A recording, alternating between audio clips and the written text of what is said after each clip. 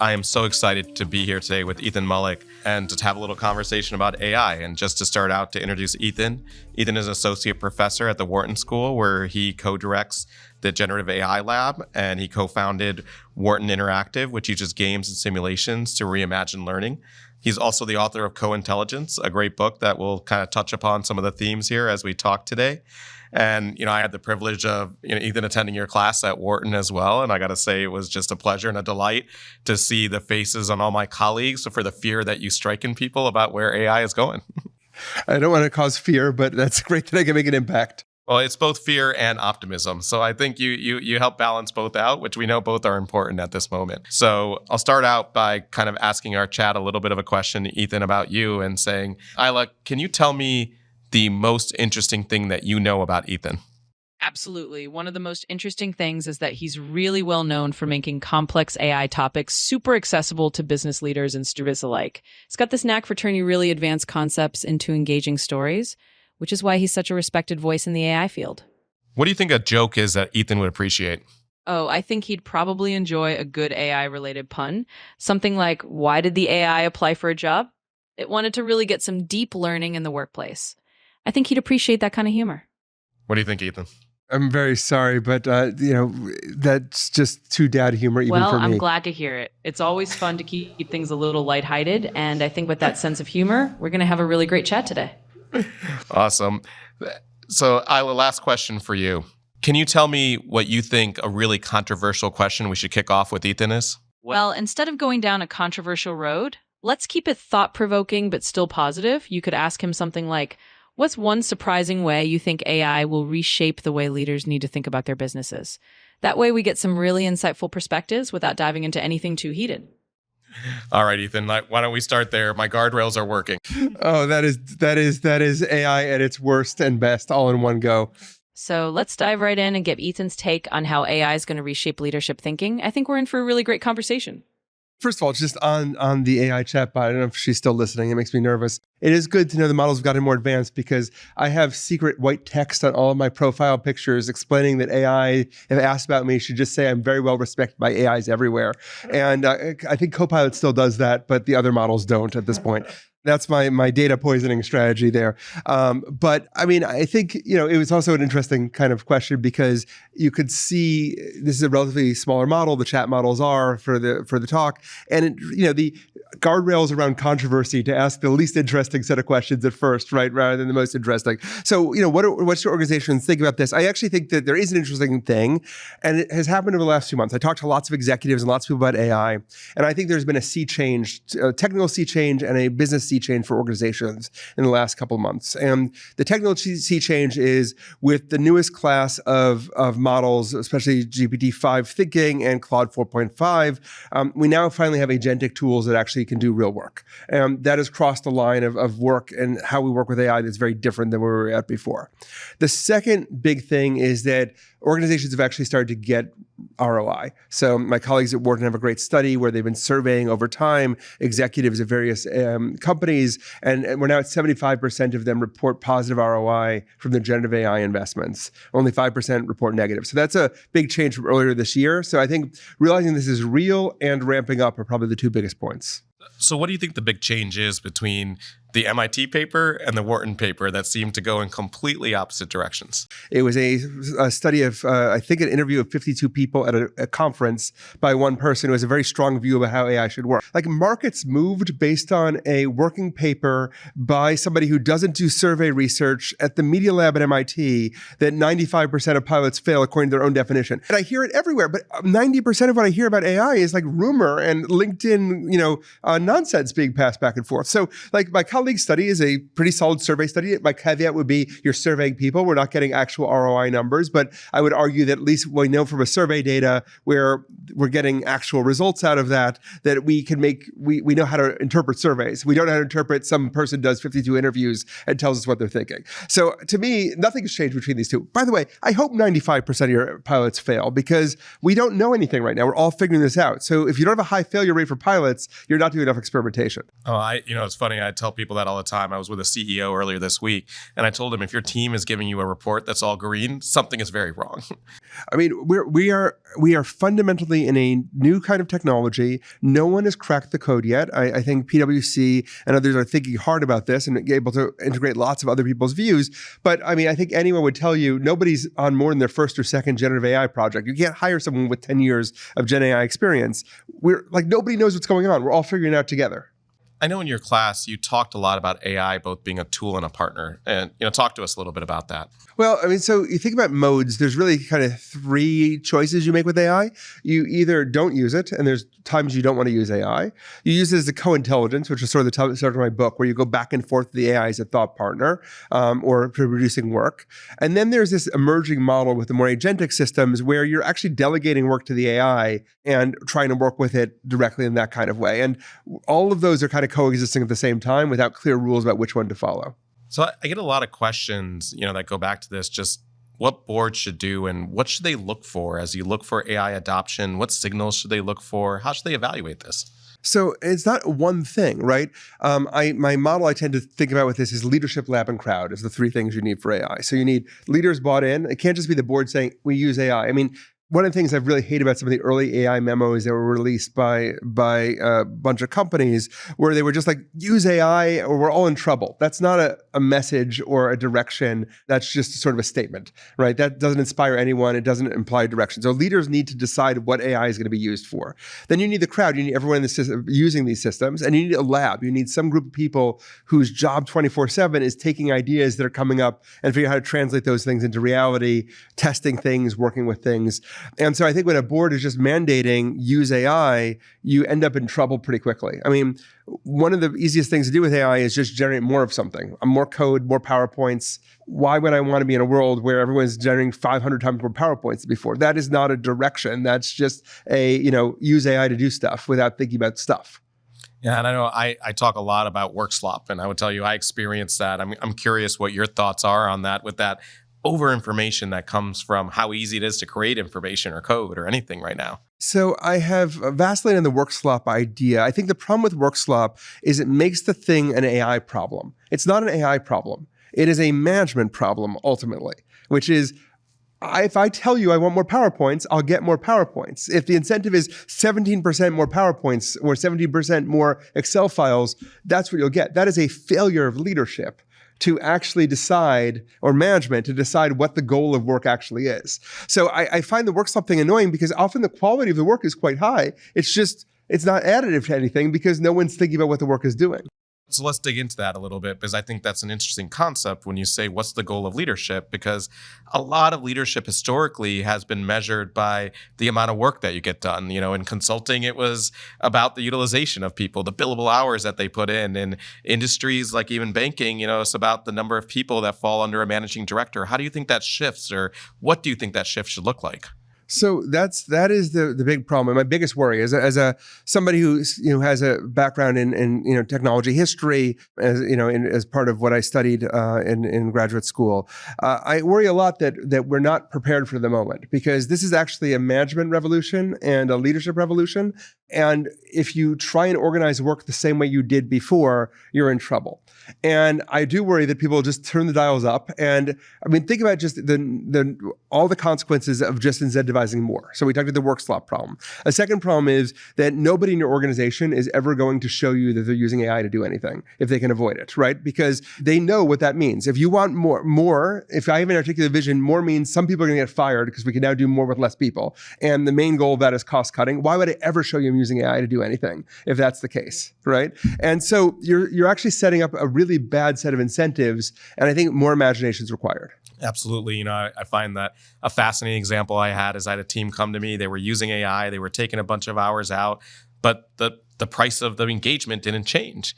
And ultimately it's because they're like, Vikas, we got to keep these people busy. If we don't keep them busy, they're going to get fired. And it was, to your point, that's where the incentives are leading right now. So this is the change for unlocking things is going to be organizations that get it. And that I'm increasingly seeing starts with the C-level. Like C-level people who get this and feel urgency and are willing to bear risk, right? Because this is risky. We're in a risky time. I think that they're the ones who are succeeding. And I really do worry, like business models are going to be challenged. Consulting, legal work. I train people to be consultants and bankers. I think those are going to be challenged pieces of work. I think that with imagination, we can make it better, even more profitable, more engaging, more important work. But that requires re-examining the basis of why we're doing the things we do. Yeah, I'm curious. One of the stories I would tell you about our CEO is he walked into a vibe coding session that I was hosting with about 200 partners. He sat down on the computer like every other partner, and he did the whole exercise and actually developed this whole application. And the application got submitted, goes to an agent. He gets number one on the leaderboard, walks out of the room 20 minutes earlier than everyone else. But to your point, he was leading from the front, showing that he uses these tools every day. And how are you seeing that in the C-suite? So the C-suite has a bunch of roles here. So I happen to like, for example, Nikolai Tangen, who is the head of the Norwegian Sovereign Wealth Fund, biggest pool of money on the planet. He personally sort of overruled his risk managers and said, we need to start using AI, and makes it mandatory for everybody to use and ask people about it in their meetings. I think about the CEO of Walmart, who kind of got the AI thing, and as opposed to Amazon, where the message is we're going to keep cutting people with AI, the message there is how do we figure out a way to retain 3 million employees and change what they do so they're more productive, more happy, and can do better work as a result. So I think a lot of this is about vision. And a lot of this is about bearing risk and realizing there's sort of uncertainty to go through. So I think it's great. Leading from the front involves modeling the behavior, deeply understanding what these things do. I don't think you could delegate down understanding AI to a report. I think you have to figure it out yourself. But do you think, I often find, do you think people are making the time and space? Because people are busy, right? Executives are busy. Their calendars are full. Their weekends are with their family. And how do you make that time and space? So I think that the making time and space thing is actually the biggest problem. I don't think you make time and space. I think you just use AI that day. Like, you don't make extra time. You literally are like, I'm just going to be asking ChatGPT every question we have here. You can do what they did with the C-level leadership at JP Morgan Chase and have an AI shadow next to you who's just a junior person typing everything you do and seeing what the AI says and how good the answer is. But you need to be actually just doing it as you do it. This is not a thing you carve out time for, because if you're carving out time for it, you're just never going to find time. And it also makes it too complicated. Like, one of the things we've been testing at Wharton is all of the techniques we've been teaching people for prompt engineering, none of them matter anymore. Like, chain of thought doesn't matter anymore, right? All the things that we have all this complicated training for, like, it's getting easier to use these systems, not harder. Yeah, no, absolutely. And I think the training needs to be more advanced. That's matching what's happening. And I think the patterns that are emerging are interesting. And I know one of the things you talk a lot about is this idea that we're in this compressed century, right? We were almost in the dark ages for a really long time, and now the rate of change. So how do you keep up with the speed? I think I increasingly worry about that, right? Like, when I talk to executives, I think about how, heavy is the head that wears the crown kind of thing, because you have to keep up with the AI stuff, but you also do have an obligation to change things, right? Like, the organization's not going to evolve on its own, right? We can have a vibe coding session and activate the CEO, but unless the CEO is willing to make some decisions about what does the future of the top global consultancies look like, nothing happens, right? Like, there has to be some decision making happening here. I think it's hard to keep up with speed. I think that you can bet that things are going to the models will keep getting better and cheaper and more capable, at least for the next foreseeable time. But we could stop with AI today, right? I think the news in some way is the distraction, because the models are good enough for massive change, and we need to start making those decisions. What do you think the 3 most important decisions or choices a CEO can make today are? I think that it is, I think the first set of stuff is understanding where outputs matter and where process matters. Where outputs matter, where the goal is I need this report or something else, there's a good chance you can get an AI to do that today. Or if not, that we can train AIs to do this through reinforcement learning. Like, that becomes less interesting. I need this report. I need this customer outcome. What's interesting is where process matters, where the clash between people, where learning, and this is, I think, part of what you need to convince people of at a place like PwC is like, look, the hours are not about giving you a PowerPoint. The PowerPoint is the output of a process. It's not, the process itself can't be compressed with AI. And so I think the first thing is designing outputs of process. The second is starting to redefine roles. So I think a lot about the role of a product manager who used to have a very defined role, but now a product manager can do design work and they can do coding. What does that mean for what coders and designers do? You have to start experimenting with the organizational form. And then the final thing that they need to be doing is building the ability to experiment and innovate. I think if you look at the history of 20th century, especially American management, the huge advantage of American industry was better management, right? There's a great paper by Rafael Sadun and others at Harvard showing like 40% of the advantage of American firms comes from better management. And I worry that over the last 20 years, we've given up management as a capability. Like SaaS vendors tell you how to run your sales effort right now, right? Like it's all, but like where is the innovative renewing of organizational form? The people who can do that are going to succeed. So I want to go back to kind of your second point, and I think it also aligns to the third point that I struggle with as a person who manages 1,200 engineers and coders and strategists and PMs and UI, UX. And I have this discussion a lot about the merging of roles. And the pushback that I get is my top designers will say, this thing can't match my creativity, Vikas. And it's true. They come up with creative patterns that are new that the AI doesn't produce. Same thing on the engineering side. Well, some of the code can get produced. They would say you still need a top-notch engineer to go from Vive prototype to scalable app and everything around that. And how do you think about that with that idea of merging of roles, that you can't just take a PM and he's not going to develop a very high-fidelity full-stack app? Or you could say I'm wrong.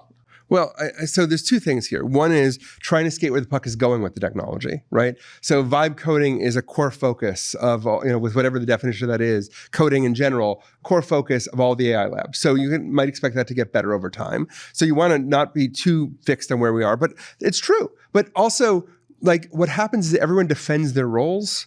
And it's very clear that at the same time, things need to shift, right? And there's a few ways of shifting it. I've seen companies where you take the most senior designer and you say, great, now your job is you're going to take one day a week and you're going to sit with a subject matter expert each day and you're going to build an entire product for them that day. And then you're going to, we have to have a new way of organizing around these most senior people. Maybe some of this is about expanding the role about, it turns out like mediocre code does a lot of useful things you couldn't do before. And if you only think about production level code, you miss the fact that everybody needs more little tools and stuff around them.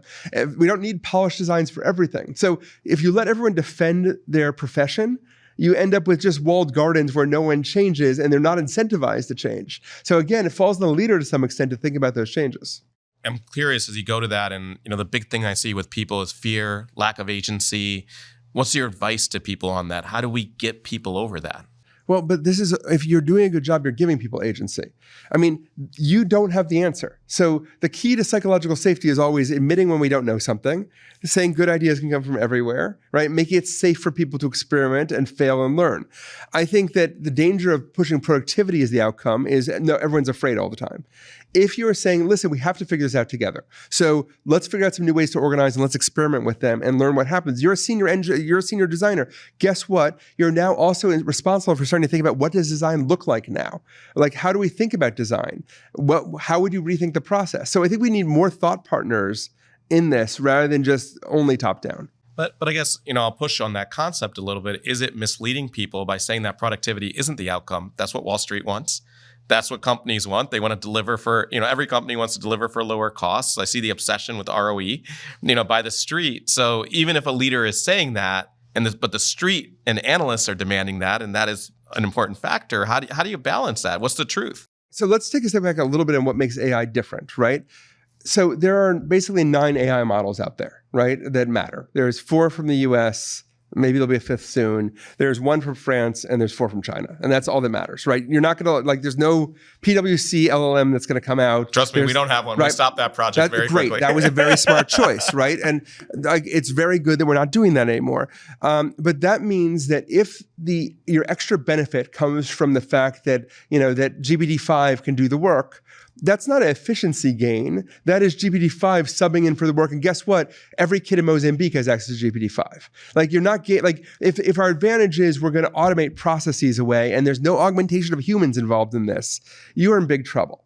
And I think about imagine you're a brewer in the 19th century and steam power just came to your town. You have 2 choices. I can either produce, the same number of barrels of ale with less people, charge more per barrel or, same amount and make more money, or I can be Guinness and add 100,000 people, expand around the world.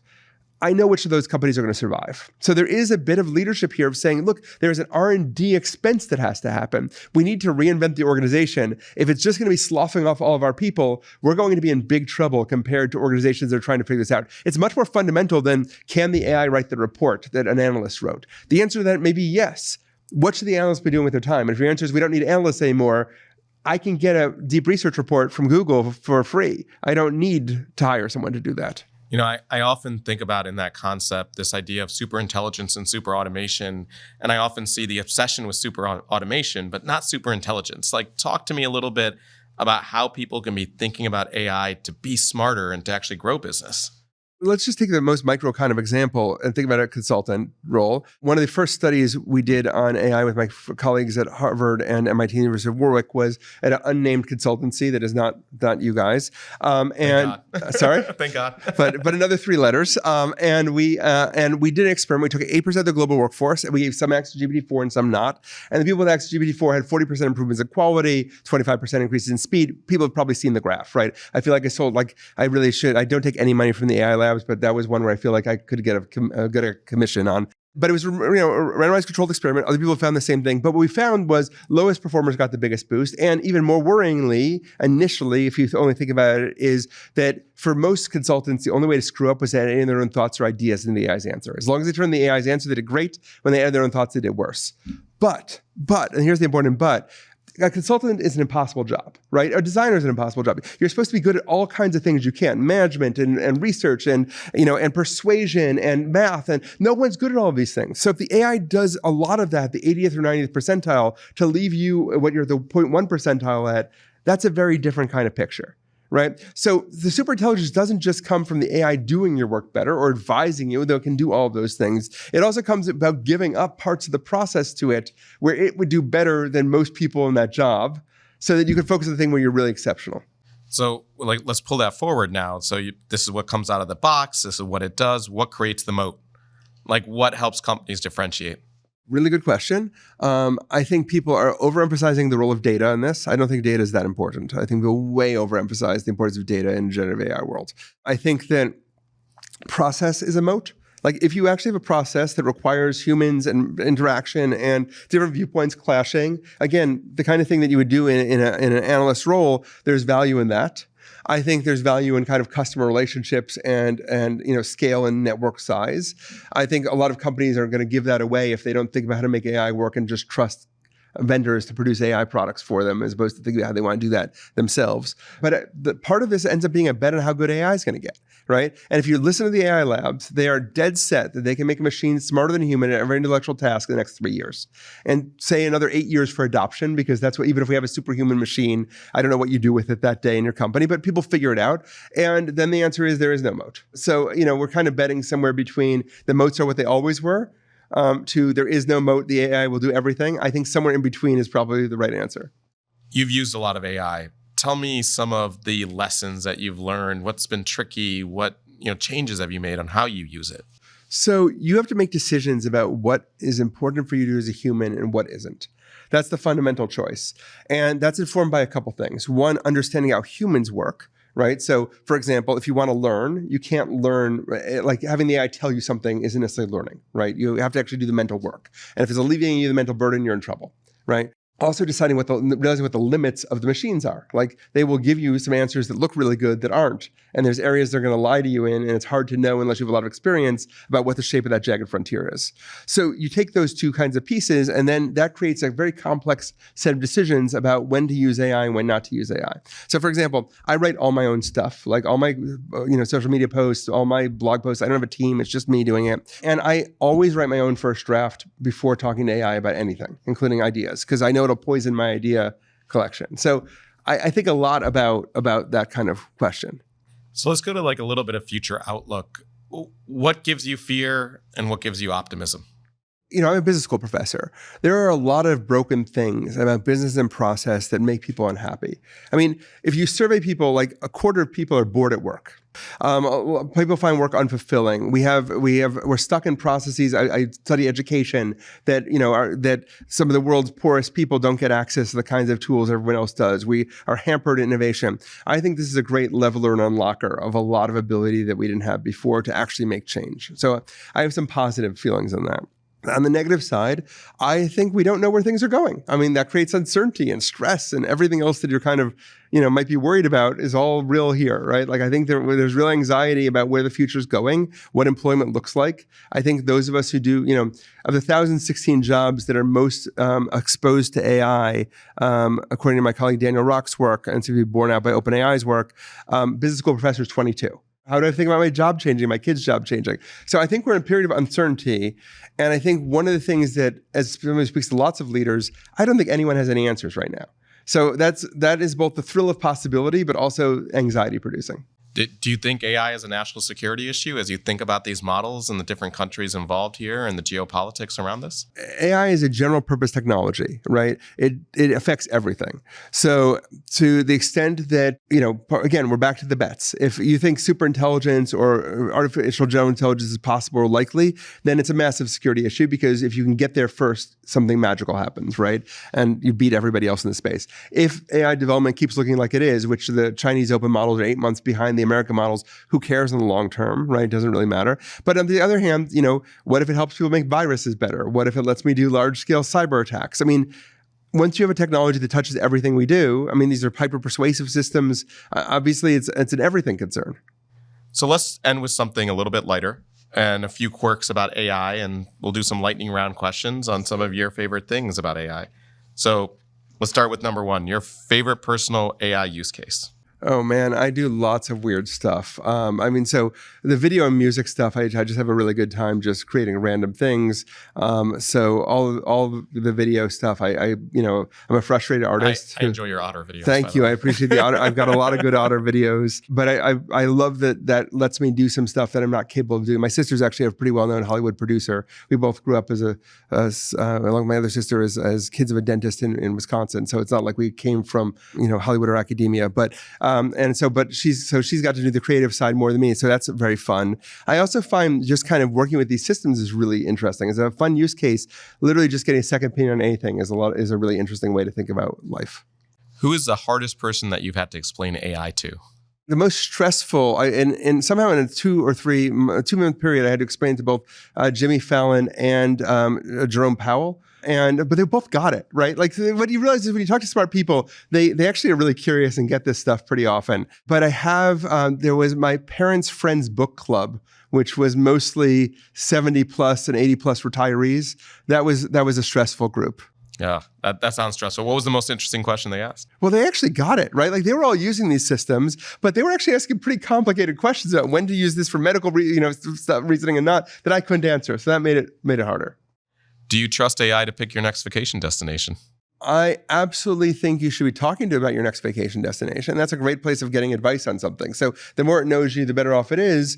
I think vacations are one of these weird places where people overly lean on AI. I mean, I use AI in every vacation I go on, but I also make my own decisions, right? So this is a kind of case where how good are you at picking vacations? Yeah, awesome. Well, Ethan, thank you so much for being here with me today. I really appreciate your time and your insights, and really excited about everything that you're doing in this space. Amazing. And do we get to hear from the AI again before we... Yeah, go ahead. Ethan, go ahead and ask the AI something. I'd like you to ask me another question. This is Ethan Mollick, but I'd like you to do it in the form of like a Gilbert and Sullivan-esque patter song, like as best as you can, and maybe with some beatboxing thrown in. All right, Ethan, I love the challenge. Here we go. Imagine a sort of playful, quick-paced rhythm. If I were to do a little Gilbert and Sullivan style, it would be something like, "Oh, Professor, if you please, let's unravel mysteries," in a patter song inquiry style that's sure to be a breeze. And if I had to throw in a beatbox... That was not great. Fair enough. I'll stick to the usual conversational style then. Let's just say I gave it a whirl. But hey, it's all in good fun. So let's just jump into the next question, our normal rhythm. So on the next question, can you do that question again and try to do better? Absolutely. I can give it another shot. So let's try a little rhythmic fun again. "Oh, Professor," with a dash of flair. Tell us how AI will change All the right, I'm business. going to try. I'm going to try and let's do a little bit of hacking here. Okay, you can actually do a patter song. I want to hear you try it as best you can. All right, I'll give it my best shot for the fun of it. Here we go. In a patter song style, let's make it worthwhile. No. You have to actually do it. Come on, I've heard you do rhythm before. Let's hear it go. All right, you got it. Let's lean in and have some fun with it. So here we go. Oh, Professor Dear, in this rhythmic atmosphere. You know, the funny thing is that these models used to actually be able to pull off the song and dance stuff. So we're going to get there with the voice models. Well, you can with other ones, but it looks like we're talking to OpenAI's model, and they've definitely sanded off the sharp edges that made it interesting. Well, next time we have you on, we may have to try another model then. Excellent. All right. Thank you, Ethan. Thank you.